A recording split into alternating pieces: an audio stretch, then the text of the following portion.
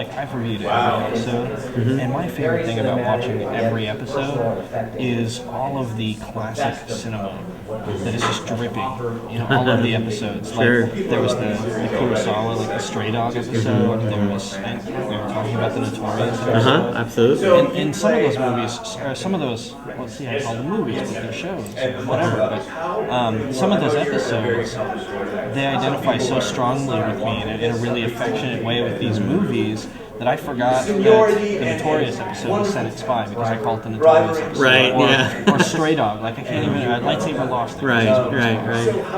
How conscious of that? I mean, is that George, or is that? I mean, does George come in and say, I really love Notorious. Let's do something like that. The Notorious one was unique in that was something that I came in and actually said to George, I said, George, I've been watching Notorious. I really love that movie. And would it be possible for us to put Anakin and Padme in that situation? I mean, so many of the ideas, which I love, come from George directly, but, he and I will just be discussing stuff, and I'll say, hey, this might make a great episode. So I just kind of threw that at him, and he came back with this idea and outline. Because to talk with George is really, you have to speak a lot of language of cinema. And I'll be honest, my language isn't probably as wide as many, or as vast, but I know enough, and saying their names like Kurosawa, Bergman, they're going to come up. Even Filoni, we did a lot of Sergio Leone when it came to the Boba Fett stuff, and the Cad Bane stuff. So it's part of what I think some fans don't quite get, which is Star Wars is really ingrained in the movies and the cinema, and I don't mean that because it is. I mean because George loves films. He loves filmmaking. That's just deep. Yeah, I thought it was a recording, and then I was like, wait, these are... Yeah, and, he loves that stuff, and so that's the language of Star Wars, and the Notorious episode was really fun for us to do, and, the Stray Dog, that came straight from George, because he worked with Kurosawa. He pays, a ton of respect to that. We did the Seven Samurai-like episode with the Felucians and Embo and Sugi and all of them. We even put in memory of Kurosawa at the beginning of it to show tremendous respect to him. And season 2 very much was a season of here come the classic zombie movies. Here comes the classic Godzilla movie.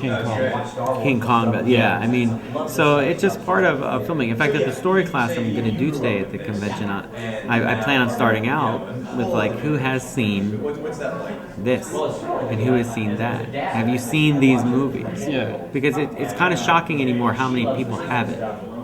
No, I'm not shocked by that anymore, actually. Yeah, it makes me sad, though. I've met friends that won't watch anything that's black and white. I'm like, are you insane? My kids gave me that for a little while. They were like, I put on a movie for them, and I was like, we're going to watch this. And they started complaining it was black and white. And I was like, you know what? You're not watching anything but black and white movies until that gets right out of you. And now, their favorite thing to watch is Three Stooges and Chaplin. Yeah, The Third Man is a phenomenal film, right? That's like a black hole of conversation right now. It's just The Third Man. That is one of my absolute favorite movies, and no one's heard of it, and nobody knows who Carol Reed is, and nobody knows who Grant Reed is. It's shocking, right? It's just, but modern films roll on, but a lot of the smart filmmakers, they all know those movies. Yeah. And so I think if we can touch upon that in Clone Wars and some kid sees Kurosawa's name at the beginning of our film, in memory of Kurosawa, that makes them go look it up. I was lucky. My father showed me a lot of those films when I was a kid, but I also heard these rumblings of Hidden Fortress that's relevant to Star Wars. And as a kid, you're like, oh, I'm gonna go watch that then. It's got its moments, especially those two peasants. Yeah, exactly. But it's a very fun thing for me. And to work with George is to get a better understanding of all those things in the history of film itself. Which I'm sure he's an encyclopedia. Oh my gosh, yeah. He sees everything, and he's seen everything. So, his vocabulary, I can't even come close coming up. My editor, Jason Tucker, can't. He's seen a lot of stuff. George is the number one. Yeah, I'm sure there's always that guy in everybody's circle who's just like the IMDb. The encyclopedia, And if you get into George's circle, I can't imagine you'd be able to compete. And not only is he the IMDb, he's actually done it. Yeah, he's no, I mean, worked he's been with most working of on those movies guys. since Gimme Shelter. Yeah, I mean it's phenomenal, and he's got a poster collection at the ranch that you just look at and you'll see like an obscure poster and Harrison Ford's in it. It's amazing. It's a real privilege to be a part of it. As far as season 3 goes, and I know, I mean, obviously you guys haven't made your big reveal yet, so we can't exactly talk about your big reveal. One day too early. Yeah. Well, I'm gonna come to the press conference on Sunday. Cool. But I mean, you have kind of given some really sort of juicy tidbits in the press release. I don't know. It seems like more so than last year, because last year it's the Rise of the Bounty Hunters, and then they kind of disappeared after 3 episodes. But it seems like, I've heard more about arcs in the future and things in the future more so this time. Is that because you guys are more confident with what's going on, or that it was just bounty hunters, and bounty hunters always just soak up all the attention? I think the bounty hunters were so unique compared to season 1. We really didn't use them. I mean, the Cad Bane episode at the end, Hostage Crisis, was kind of a foreshadowing of what was going to come. But they were almost off limits for a while with George. He just wanted to see us develop the show, and everybody was excited. We had Boss running around suddenly, and Cad Bane, and Aura Singh, and Boba Fett. So they were kind of throughout the season, but whether they defined it or not, they were definitely a new, interesting element that we hadn't had. This season, it's more about, I think, we just know the show better. We know what works when we produce it. We know what doesn't work. And I think we've just improved on all levels. We've taken the experience of the first 2 seasons and just grown. And the characters at the beginning of the season, well, I think the audience will see, will have, in some ways, forever changed by the end of the season. And we're going to see that kind of growth this year, which I think is really fun and exciting. I mean, every episode has something in it that I think is exciting and revealing, and definitely a journey worth taking. But that's not just metaphorical though either. I mean, you talked about yesterday that some of the characters like Ahsoka and Anakin, they're going to be going through more physical changes too. Ahsoka gets a little older. Anakin moves more toward his Revenge of the Sith sort of model. Yeah, I mean, they're just evolving. I mean, mainly they're evolving emotionally towards those roles. But it's just something that has to happen. So we'll see how it goes. I mean, I'm excited about it. It's very hard to hold back and, especially be around people that are so excited by Star Wars. And I want to tell you guys everything, and I can't. I know. So there you have it. I've been accused of being very good at delivering lengthy answers which have absolutely no point. So I think that's a skill to have, especially in my position. Yeah. No, I mean, the answer you gave yesterday about Luke and the dark side and using it's comforting as a fan to see that you're a fan like that, that you actually think about stuff like that. Because I think there's this bizarre misplaced notion that sort of Star Wars is the fans, not George's. And to see someone in your position who's sort of like, you're the fan in there working with George, kind of bringing that to us. And it seems like we've got more of a fan filter, if that makes any sense whatsoever. I guess. As a fan, it's strange. It was never my notion or idea that I was going to go up to Lucasfilm, work on the Clone Wars, and tell it my way. I have no interest in doing that. When I worked on Avatar: The Last Airbender, I had a lot of influence on what I could do in my episodes. I can draw very fast, and I designed a lot of things for my own episodes. But my primary goal was to make that show what my friends Mike and Brian, who created it, wanted it to be. They had spent a tremendous amount of personal time developing that show, getting it off the ground, and I was really flattered when they asked me to come in and do the first 2 episodes of it, the premiere. And I took that responsibility very seriously, and I wanted it to be everything that they had imagined it to be. And I think that experience led me to, when I came to Lucasfilm, the fact that George said he wanted to be around, that he wanted to oversee us, and he wanted to kind of teach me how how to make Star Wars, I mean that really, I take that very seriously. I want this to be what George wants it to be. It's not my interpretation of the Clone Wars. It's what George Lucas wants the Clone Wars to be, and the fans, I think, have to understand that he is taking that time, and I give that its total due respect, and I want them to get the most authentic experience they can. And I have to imagine in a lot of ways that any director that's worked with George,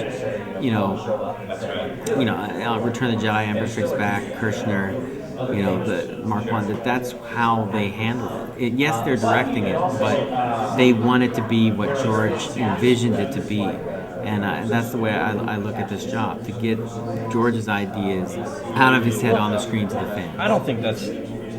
I mean, I guess maybe I kind of put my question or worded it poorly or something. I guess that's not my thing, but that you're there interfacing with George to help him bring us there, but you're coming at it with a fan's perspective too.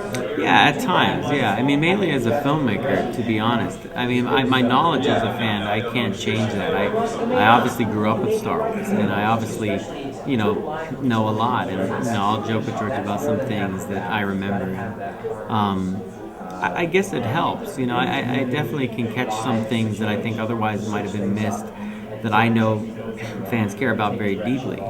I think that's a good thing that I can do that for people. And that's what I mean. That you're, it's in good hands. That it's not just. A lot of people get this weird idea that Lucasfilm is just sort of this giant machine that churns out Star Wars. My crew, there's so many fans on my crew, and as you know, one of them, and Killian Plunkett. I mean, we'll be in the 24th hour, and Killian will come up to me and say, this is wrong here. This little detail on the outside of the ship is wrong. We're on this droid, and I'm like, Killian, you're killing me. But he's right. Russell Chong's another one. He knows Ralph McQuarrie's work inside out. They do their best to recreate what they can in great detail. Joel, Aaron, my CG supervisor, a huge fan. Athena Portilla, her license plate, I won't even tell you what it is because it's so noticeable. But she has a Star Wars license plate, and she, is associate producer on the show. She loves Star Wars. She works so hard behind the scenes, and I don't know how many people will ever get to see her because she's working so hard behind the scenes, but super fan. And so many of the story guys, the episodic directors, they all grew up like we did with it. And I've been really lucky that I've found a group of people, though, that while they are super fans, they don't let that get away in front of them being creative, sticking purely in the fan area. And it's tricky because you have to remember, as fans, sometimes you have specific needs that the general audience isn't going to understand. So the mindset that I have to use for my crew is, we're working in 1976. Nobody knows what the heck Star Wars is. Nobody knows what a TIE Fighter is, or a Jedi, or a Sith. It means nothing to them. In every episode, we have to convince people, these are the good guys, these are the bad guys, this is what's at stake, and this is what we're trying to do. The fans will get the deeper meaning all the time. They understand who Admiral Yularen is. Yeah. He's sitting in the conference room with Vader, that Vader gave him a nice promotion along the way, that he's there in the Death Star. That's for them. But, I mean, the kids, some of them don't even know Palpatine's the bad guy. Yeah. So you have to service both those groups on this show. The show is really delicately layered, where you do have that layer where it works for kids, and it's a really great show to watch with kids. But there's also deeper stuff, like Dee and I were talking about that episode with the dessert. Mm-hmm. It's got these really great sci-fi moral quandaries in it, and you've got stuff that goes even deeper with just the mythology of Star Wars, like Anakin and Ahsoka's relationship, and watching Anakin treat Ahsoka as a Padawan the way it looked like Anakin wanted to be treated as a Padawan, and maybe that's not the best way to do it, and maybe it works or it doesn't. And it's very delicately layered in a really well-balanced way, and it's really good to see that. What's interesting about Anakin, too, when people first found out he had a Padawan, I saw a lot of remarks by people saying, Anakin's Padawan gets the worst mentor ever, and Anakin Skywalker. And I was like, wow, what an interesting way to think about it. Because if you think about it, wouldn't Anakin make the best master you could get? Because once he gets over his initial hesitation of even wanting a student, I mean, he cares about people. He cares about people very deeply. He wants you to succeed, and he's, you know, he wants to be the best at everything he can be, you know. So he wants to be the best master he can be to Ahsoka. He wants her to shine. You know, she in some ways is his legacy, master to apprentice. You know, there's a theory with teachers and students that the only way the student can really, you know, show her appreciation for the master is to surpass them. Now that would be quite an accomplishment for Ahsoka. Who knows if she's capable of that? Probably not, but who knows if she'll get the chance to. Right, I mean, but that should be the goal for her, right? Is that Anakin Skywalker is teaching me, and I need to be a very good student. So, you know, I think Anakin is going to prove himself a very good master, and we'll have to see where it goes from here. When I heard that was the case, I was initially really excited about it. Now I'm daffy about it. I really dig the dynamic. In fact, my favorite episode is still Duel of the Droids. Oh wow! Where Anakin shows up and he's so attached to R2 because he's not so attached to Ahsoka, and he tells Ahsoka, "You go face Grievous. I'm going to go find my droid." Yeah. And it's so reckless, but it's so trusting in her. Yeah.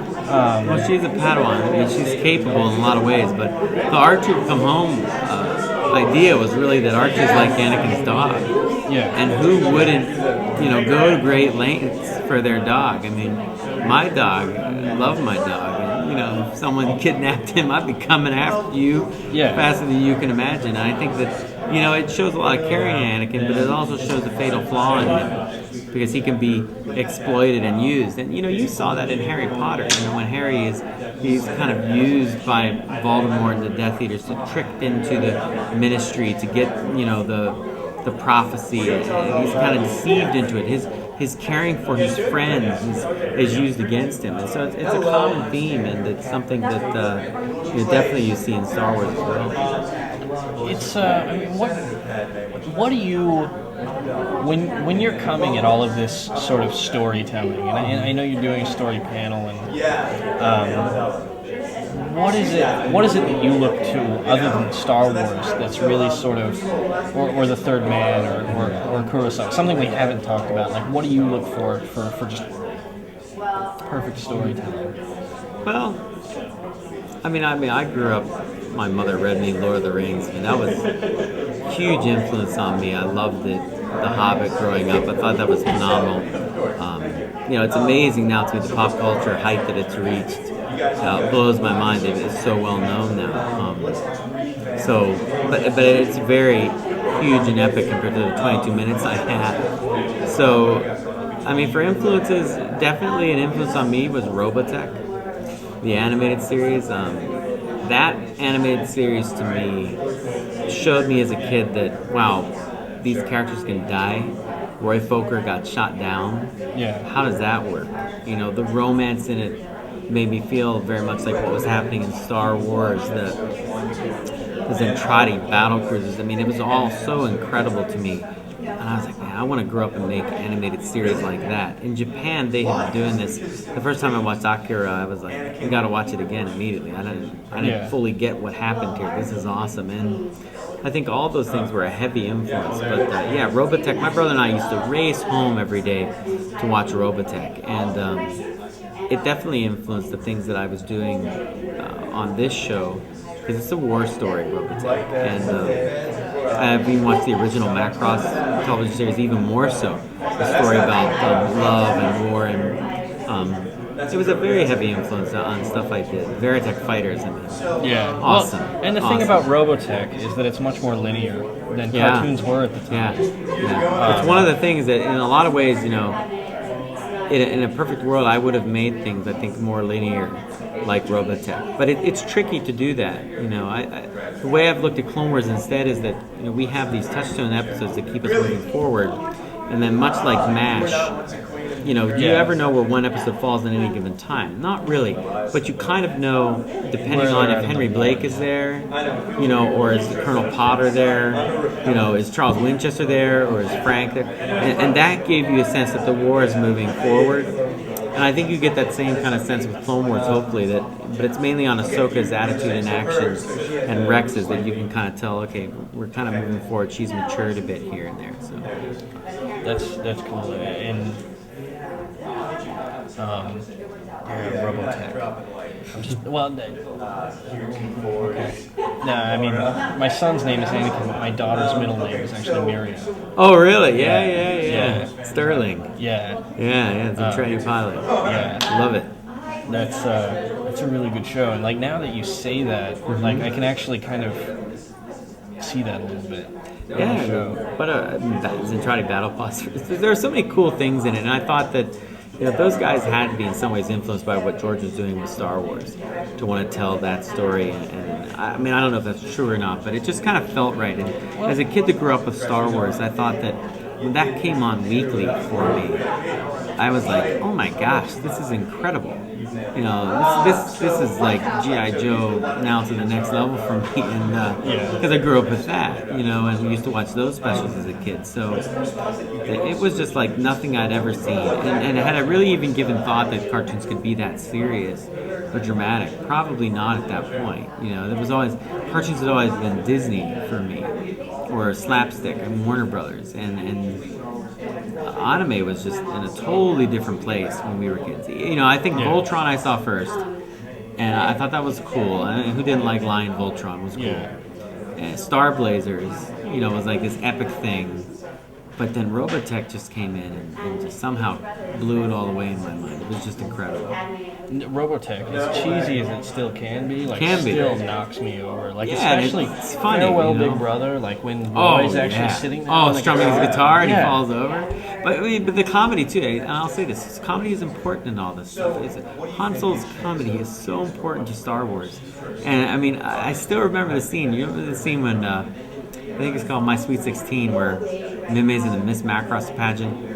And there's an awesome scene. I know, right? It's ridiculous, right? There's an awesome scene where Rick is bicycling up a hill. Yeah. And there's this ridiculously corny music going on.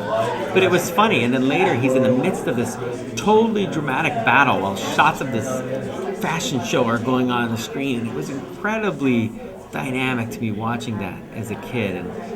And he's in the middle of this drama, and she's in this different drama on stage. I mean, that was really cool stuff. I mean, what a great episode. We saw the Veritech in battle armor for the first time. Yeah.